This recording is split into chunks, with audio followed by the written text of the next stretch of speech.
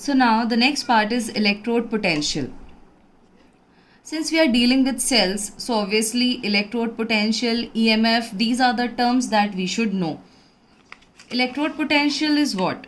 It is, in simple language, it is the number of electrons lost or gained by an electrode. That is, how many electrons an electrode can lose or gain in a cell.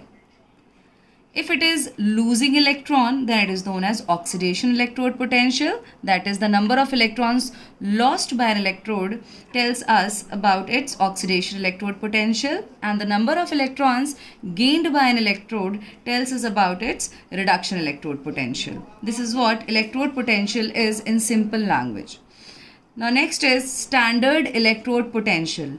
Standard electrode potential is the electrode potential calculated at standard conditions. What are the standard conditions when we talk about electrochemical cell? The standard concentration is the first standard condition that we need to take care of. The standard concentration is 1 molar. 1 molar salt solution in which we dip the electrode. That is, the concentration of the salt in which we dip the electrode should be 1 molar.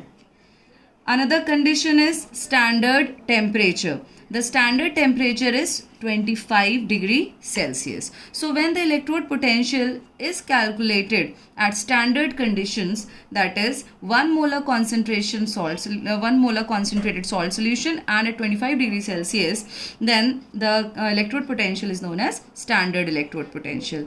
And in general, standard electrode potential is always the reduction potential. Reduction potential means the number of electrons which an electrode loses. That is, if you consider this cell, then this portion, this part is considered as reduction potential. Now the next part, we can say that a cell comprises of two half cells, that is oxidation half cell and reduction half cell. Oxidation half cell contains one electrode and reduction half cells contains another electrode. So the two together makes a complete electrochemical cell. Now our next topic, which is a very important topic, is standard hydrogen electrode. Standard hydrogen electrode. What does this electrode means?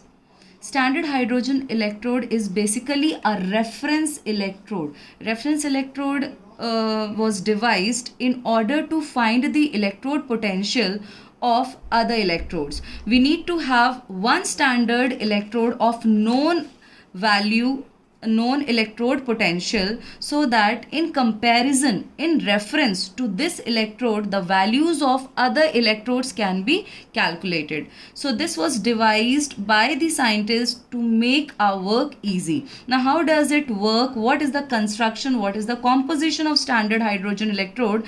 This we are going to study. It is a very simple setup. You can see it just contains one chamber like this, and in this chamber we fill an acid having concentration of 1 molar. Say we fill it with 1 molar HCl or 1 molar HNO3. Preferably we take 1 molar HCl. So this concentration becomes standard. Now we take an inverted tube like this, and hydrogen gas is passed through this opening and the pressure maintained is 1 bar. Since hydrogen is a gas, we need a platform electrode for this, which should be inert in nature, which should not take part in the reaction. So the platinum rod is used here to complete the setup.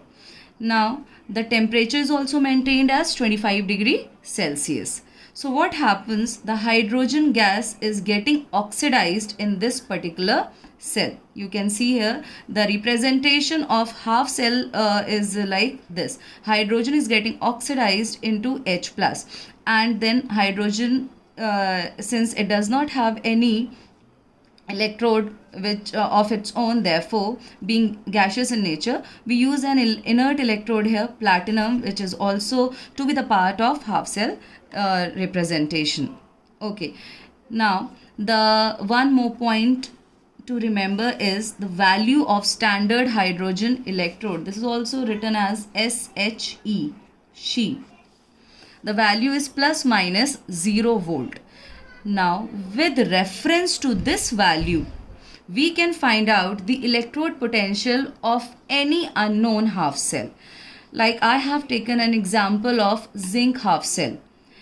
From this point, I have connected with the help of a galvanometer or ammeter to another chamber which comprises of zinc sulfate and an electrode made up of zinc only. Obviously, the two metals should be the same in the electrode and the salt. Now, according to the fluctuation shown in the galvanometer, the value of the potential difference for this particular half cell can be calculated. I hope it is clear. So this here is behaving as a standard electrode. With the help of this standard electrode, by connecting it with any electrode of unknown electrode potential, you can calculate the value of the electrode potential of that particular half cell. You need to remember the value here, the representation here, and if electrode potential of that unknown electrode is more than SHE, then the value will be positive. If it is less than SHE, that is standard hydrogen electrode, the value will be negative. As you can see here, standard electrode potential for reduction or standard reduction potential for zinc half cell is given here as minus 0.76 volt.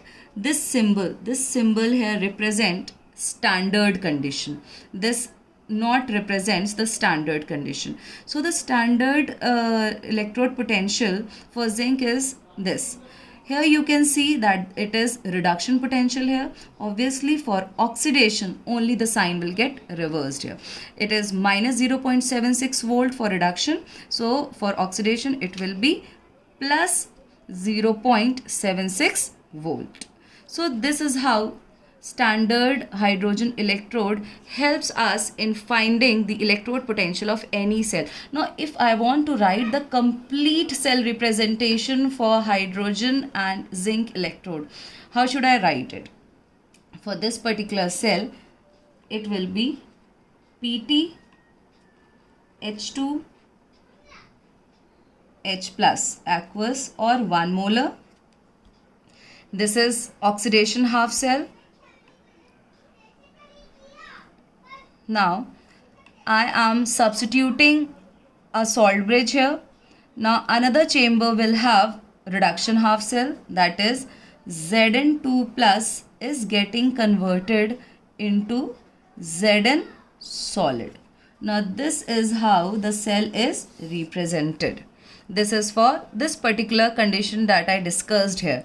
Now, if you want to write down the cell reaction for the same condition, how will you write down the cell reaction?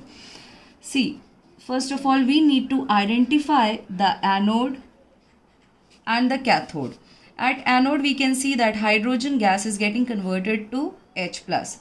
So you can write here H2 gas is getting converted into 2H plus. Here you will see that it has 0 oxidation state and here the oxidation state is plus 1. So obviously it must have lost 2 electrons. Since there are 2 atoms of hydrogen, so I am using 2 electron here. So this represents the oxidation half reaction. Now at cathode what will happen? At cathode Zn2 plus will accept the 2 electrons lost by hydrogen gas and it will get converted into zinc solid. So the net cell reaction, these 2 electrons will get cancelled off. The net cell reaction will be like this: hydrogen gas plus Zn2 plus, which is aqueous, gives 2H plus again, which is 1 molar or aqueous, plus zinc solid. That is, all the left hand side reactants are written towards one side and the products are written towards one side. This is net cell reaction.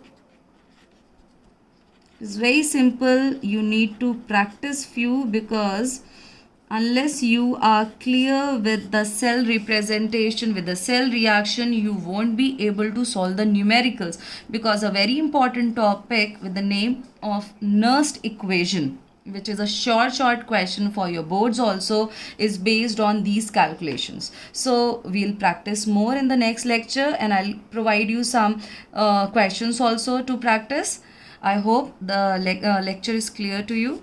For any query, you can post your messages to me. Thank you, children.